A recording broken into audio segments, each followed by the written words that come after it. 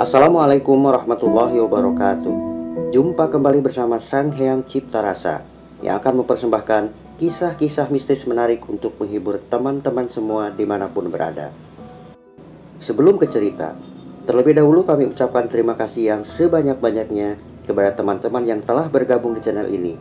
Dan bagi yang belum bergabung, silahkan mampir dan berikan dukungannya dengan cara subscribe, like, komen, dan share ke teman-teman lainnya agar channel ini semakin berkembang. Untuk menjaga privasi dalam cerita ini, nama tokoh dan tempat kejadian telah kami samarkan. Apabila ada kesamaan cerita, nama tokoh dan tempat kejadian mungkin hanya kebetulan saja. Hasil penelusuran Sang Hyang Cipta Rasa kali ini tiba pada suatu tempat di daerah Cianjur, Jawa Barat. Dan di kampung itu tak luput dari sebuah topik yang sangat ramai dibicarakan sampai jauh ke pelosok kampung itu, yaitu tentang nomor togel. Sebuah permainan tebak-tebakan angka yang akan keluar pada keesokan harinya. Dan tentunya terlebih dahulu nomor yang akan ditebak itu harus dibeli dengan sejumlah uang pada seorang pengepul atau pengecer nomor togel yang biasa berkeliling ke kampung-kampung itu. Apabila nomor yang ditebak itu tepat keluar pada esok harinya, maka nilai pembelian nomor itu akan dibayar berkali-kali lipat oleh sang bandar tersebut. Iming-iming hadiah besar itulah yang membuat semua orang berlomba-lomba mencari informasi, bertanya-tanya ke sana kemari. Bahkan sampai orang gila sekalipun tak luput dari incaran orang-orang untuk ditanyai nomor yang akan keluar esok harinya. Separah itukah? Dan yang paling tak masuk akal adalah melakukan suatu hal yang aneh dan menyeramkan, hingga mempertaruhkan diri mereka demi mendapatkan nomor-nomor togel tersebut. Waktu sore hari, pada suatu tempat di sebuah kampung yang jauh dari keramaian kota, terlihat dua orang pemuda desa yang tengah asik ngobrol sambil mengotak-atik angka-angka pada sebuah lembaran kertas. Nampak beberapa angka yang diberi lingkaran, dan beberapa di antaranya ada sebuah tanda silang yang entah apa maksudnya. Teddy dan Arif, dua pemuda lajang kampung itu yang masih ada hubungan kekerabatan di antara mereka. Keseharian mereka adalah bekerja paruh hari pada sebuah perkebunan milik seorang pengusaha kaya.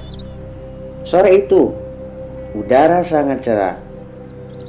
Nampak di angkasa layang-layang terbang melayang dan meliuk-liuk diterpa angin pegunungan yang sejuk saat itu.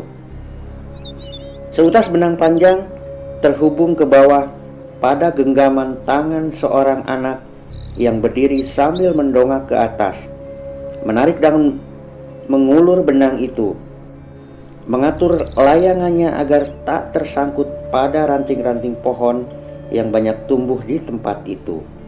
Burung-burung berterbangan dan bersiul-siul, di antaranya hinggap di dahan pohon sambil berkicau. Memamerkan suaranya yang merdu membuat orang serasa ingin berlama-lama di tempat itu. Kembali ke Teddy dan Arif. Teddy terus mengotak-atik beberapa angka yang ditulis di selembar kertas. Ia begitu lihai memainkan angka-angka yang akan keluar pada esok harinya. Berkali-kali ia menang dalam memasang nomor-nomor togel tersebut, walaupun dengan pembelian yang tak seberapa. Namun itu cukup membuat mereka bergembira, sedangkan Arif hanya ikut-ikutan saudaranya itu. Jika Teddy menang, dia pun akan ikut merasakan kegembiraan. Namun tentu saja jika kalah dalam tebakan nomor itu, Arif pun merasakan kekalahan yang sama seperti Teddy. Esok harinya, kembali Teddy dan Arif melonjak kegirangan ketika seorang pengepul togel menyerahkan sejumlah uang pagi itu pada mereka dari hasil tebakannya yang tepat tadi malam. Singkat cerita, pada siang harinya, selepas bekerja, Teddy dan Arif berangkat ke kota untuk membeli pakaian dan keperluan lainnya. Dan dari hasil kemenangan malam kemarin itu, mereka dapat memenuhi kebutuhan hidup untuk beberapa waktu lamanya. Lalu mereka pun mampir pada sebuah warung kopi di tepi jalan yang ramai dengan deru kendaraan bermotor yang memecah suasana siang itu. Setelah memesan makanan dan minuman, Teddy dan Arif lalu duduk sambil bercakap-cakap.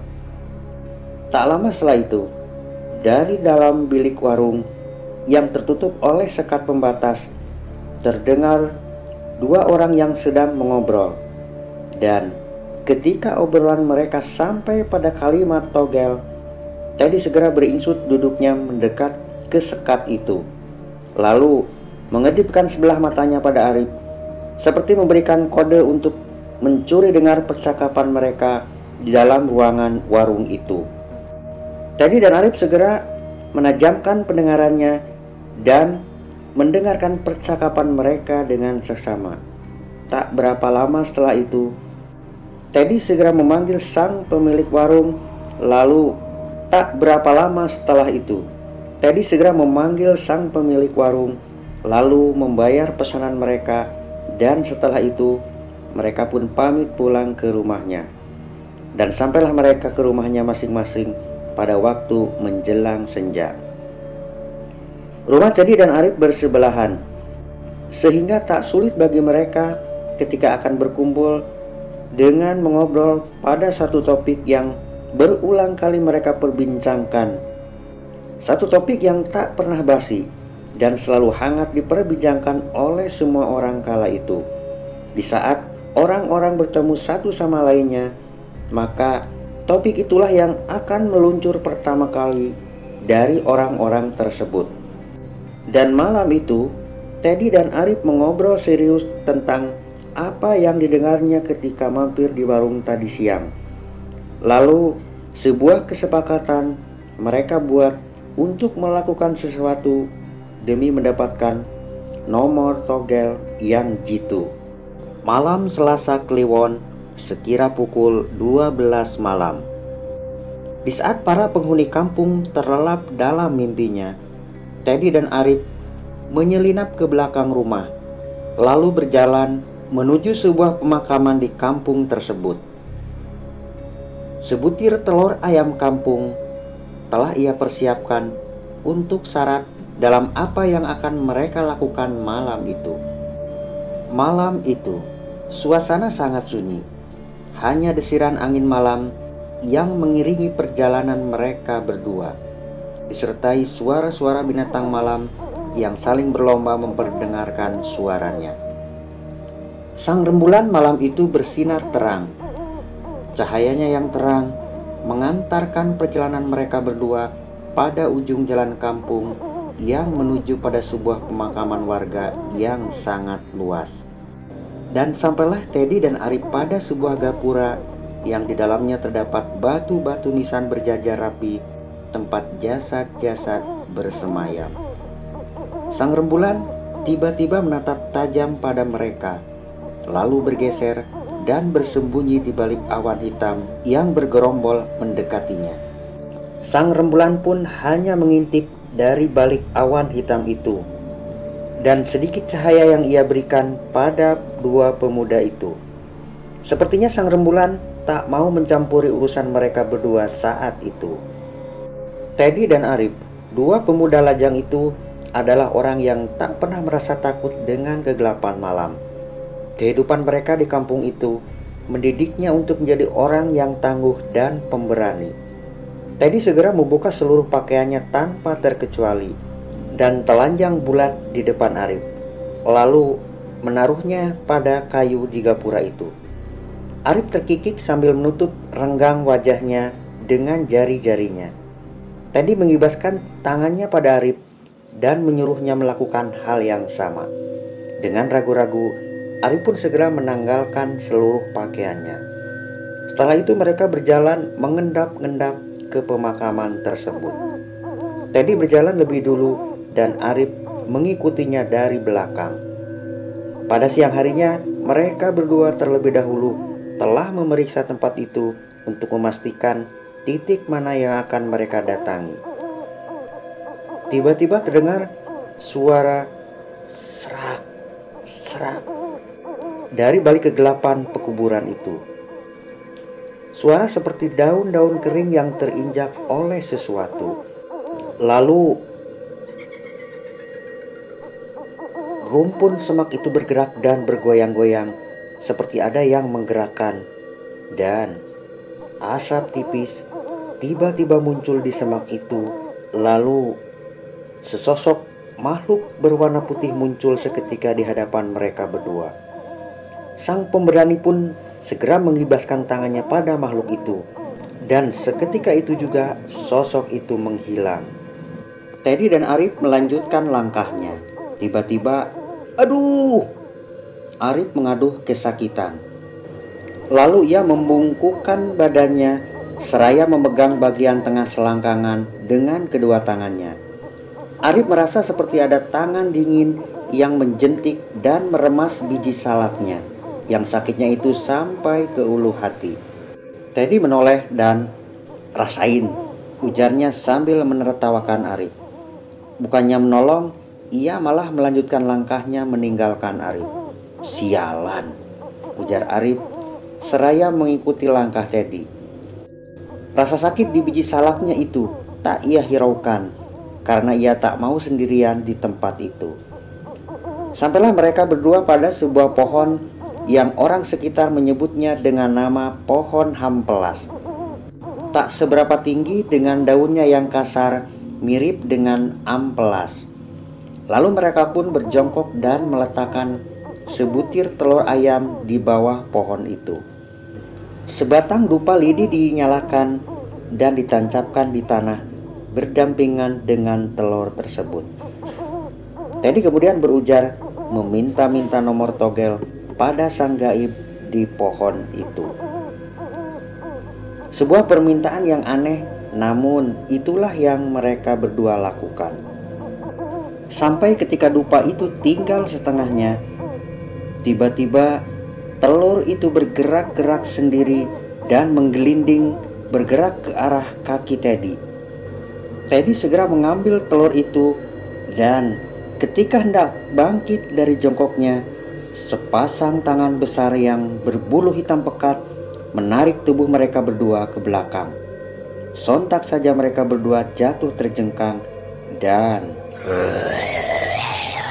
sesosok makhluk hitam tinggi besar telah berdiri di belakang mereka. Matanya yang merah menyala menatap tajam ke arah Teddy dan Arif. Teddy segera meraih tangan Arif dan mengajak berlari menjauhi tempat itu. Segera mereka berlari kencang ke arah gapura. Namun beberapa kali mereka terantuk pada batu-batu nisan dan terjatuh tumpang tindih. Dan sayang sekali, telur yang digenggam Teddy ikut terjatuh dan pecah seketika. Dengan pecahnya telur itu, sia-sialah apa yang mereka lakukan malam itu. Sebab dari kulit telur itulah nantinya akan terdapat guratan-guratan yang membentuk angka-angka menurut apa yang Teddy dan Arif dengar ketika di warung beberapa hari yang lalu. Dengan tanpa menoleh, segera mereka bangkit dan berlari menuju gapura tempat mereka menaruh pakaiannya tadi. Dan saking tergesa-gesanya, mereka menyambar pakaiannya lalu berlari menuju ke rumah Teddy tanpa terlebih dahulu mengenakan pakaiannya itu. Terbayang oleh teman-teman berlarian sambil telanjang bulat. Sambil napas terengah-engah dan keringat dingin yang bercucuran, mereka pun sampai di pintu belakang rumah Teddy dan segera mereka pun mengenakan pakaiannya masing-masing. Sebuah ritual yang sia-sia malam itu, dikarenakan rasa ingin mendapatkan nomor togel jitu demi mendapatkan uang yang lebih banyak dari hasil pembelian nomor togel tersebut.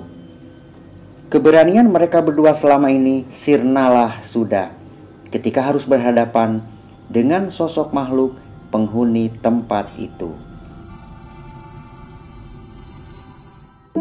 Nah teman-teman, sampai di sini ceritanya. Semoga dapat menghibur kalian dimanapun berada. Terima kasih bagi teman-teman yang telah menonton dan mendengarkan ceritanya.